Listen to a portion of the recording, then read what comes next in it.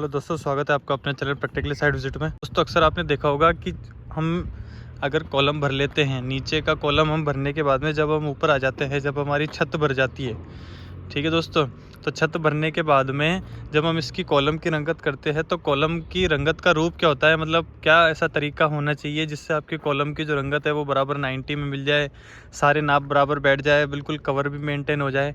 ठीक है दोस्तों, जिससे आपको आगे जब आप दीवार बनवाते हो या आउटर के जो भी पोर्शन होते हैं उसमें बराबर आपका 90 डिग्री बैठ जाए, कॉलम बैठ जाए। जिसमें आप दीवार बनवाते हो तो दीवार भी सूत में मिल जाए, उससे दीवार आगे पीछे नहीं हो, कमरे भी आप जब बनाओ तो कमरे भी बदगुनिया नहीं हो। तो उसी चीज़ के लिए आज की वीडियो है दोस्तों। आज की वीडियो में मैं जो आपको बताने की कोशिश करूँगा उससे आपको ज़रूर हेल्प मिलेगी कि 90 बनाना और उस पूरे ब्लॉक को आउटर से आउटर नापना। तो अगर आप एक सिविल इंजीनियर हो या फ्रेशर स्टूडेंट हो तो ये वीडियो आपके लिए बहुत हेल्पफुल रहने वाली है दोस्तों। तो आप वीडियो को अंत तक ज़रूर बने रहिएगा, और वीडियो से अगर आपको हेल्प मिले और वीडियो से सीखने का मौका मिले तो हमारे चैनल को लाइक शेयर एंड सब्सक्राइब जरूर करिए। तो दोस्तों शुरू करते हैं। सबसे पहले जैसा कि आप ये देख सकते हैं, बिल्डिंग में या मकान में सबसे पहले ज़रूरी चीज़ होती है वो है 90 का कारण क्या होता है? 90 का कारण ये होता है कि जब भी आप दीवार बनाते हो दीवार बनाने के बाद में उस पर फर्श या टाइल लगाते हो तो वो 90 में होना चाहिए, क्योंकि वास्तुशास्त्र के हिसाब से भी बदगुनिया कमरे या बदगुनिया प्लास्टर या बदगुनिया कॉलम ये चीज़ें नहीं चलती हैं। वास्तुशास्त्र के हिसाब से आपकी जो भी चीज़ें आप मकान के अंदर या अपने बिल्डिंग में करवाते हो वो सब 90 में होना चाहिए। ठीक है दोस्तों, तो अब 90 करने का तरीका क्या होता है? तरीका मैं आपको बताता हूँ दोस्तों। इसमें सबसे पहले ज़रूरत हमें 90 की इसलिए पड़ेगी क्योंकि 90 जब हम एक ब्लॉक की 90 अगर कर लेते हैं, 90 करने के बाद में जो अंदर के नाप हम लेते हैं वो भी 90 में ही आएंगे। तो सबसे पहले हमको बाहर की 90 करनी पड़ेगी। तो बाहर की 90 करने के लिए हमें मेन लाइन जाननी पड़ेगी। तो ये देख सकते हैं आप, ये जो मेन लाइन होती है ये इस तरह का जो ये प्लस मिल जाता है, ये देख सकते हैं, ये इस वाली लाइन का ये प्लस आ गया, और ये वाली जो लाइन आ रही है इसका ये प्लस आ गया। तो ये यहाँ से आप इसकी 90 हो गई। इस 90 को आप इधर से चेक कर सकते हैं।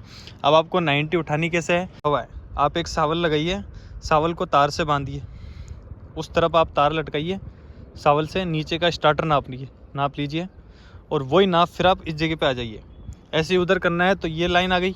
ऐसे ही सेम तरीका आपको इस जगह पे करना है दोस्तों। यहाँ से आप सावल लटकाइए और जो भी नाप नीचे की तरफ से स्टार्टर में आ रहा है वही आप ऊपर लगाइए, ऐसे उधर लगाइए। तो हमारे चारों सावल लटकने के बाद में हमारी 2 लाइन बन गई। एक ये पॉइंट मिल गया, ये पॉइंट मिल गया, तो इस पूरी लाइन को झाड़ दीजिए। ये पॉइंट मिल गया, ये पॉइंट मिल गया, इस पूरी लाइन को झाड़ दीजिए। ये दोनों पॉइंट मिलने के बाद में फिर आप इसकी 90 कर लीजिए, या कच्चा धागा बांध के रख लीजिए। कच्चा धागा बांधने का मतलब ये होता है कि जो भी सूत आगे पीछे अगर करना हो, 90 में 19-20 करना हो, 10-15 एम का आगे पीछे करना हो तो वो सूत में हो जाता है। ठीक है दोस्तों, तो उस तरीके से अगर 90 आपकी बैठ जाती है तो फिर उसके बाद में आप उस जगह पे सूत झाड़ लीजिए। सूत झाड़ने के बाद फिर उसकी वापस एक बार और 90 चेक कीजिए। रीचेक करने के लिए वापस उसकी एक बार और 90 चेक कीजिए।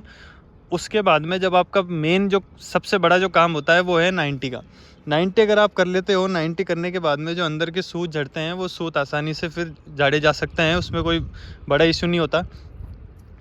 तो मेन जो कॉलम की रंगत होती है, कॉलम की रंगत में सबसे ज़रूरी चीज़ ही 90 है।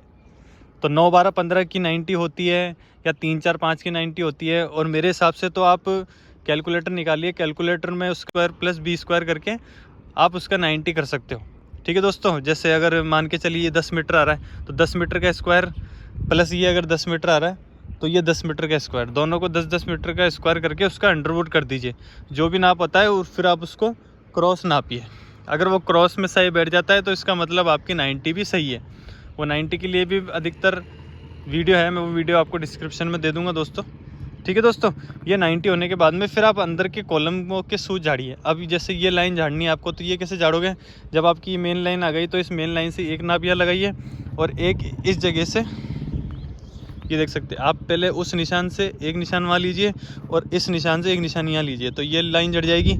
ये होने के बाद में आपकी वो लाइन भी जड़ी हुई है, तो उस सिग्नल से ये वाला सिग्नल लीजिए, तो ये लाइन भी आपकी जड़ जाएगी। इस तरीके से दोस्तों सभी जो ड्राइंग्स में अधिकतर सेंटर लाइन से सेंटर लाइन दिया हुआ रहता है। जो भी कॉलम की लेआउट होता है उसमें सेंटर लाइन से सेंटर लाइन का ही हमेशा नाप दिया हुआ होता है, कभी भी आउटर से आउटर नहीं होता। आउटर हमें निकालना पड़ता है। सेंटर लाइन से कितना बाहर है कितना अंदर है वो ज़रूर दिखा देता है कि ये मान के चलिए अगर ये कॉलम है, ये 300 का अगर कॉलम है, तो इसकी ये सेंटर लाइन का जो सिग्नल होता है, ये सेंटर लाइन का सिग्नल दे देगा। फिर इससे आपको 115 इधर लेना है, 115 इधर लेना है, वो आपको ड्राइंग में दिया हुआ रहता है। तो वो चीज़ आपको कैलकुलेट करनी पड़ेगी दोस्तों। ठीक है दोस्तों, 2 आदमी को साथ में रखिए रंगत करने के लिए, अकेले मत कीजिए, क्योंकि नाप जोड़ना और नाप लगाना और फिर उस नाप को एग्जीक्यूट करके सूत अच्छी तरीके से 90 में जड़वाना तो बहुत बड़ा रिस्क का काम होता है, क्योंकि कॉलम आप भी नहीं चाहोगे कि मकान में एक ही बार कॉलम खड़ा हो रहा है और वो भी गलत हो जाए। तो इसके लिए आप सतर्क होकर पहले इन चीज़ों को चेक कर लीजिए दोस्तों।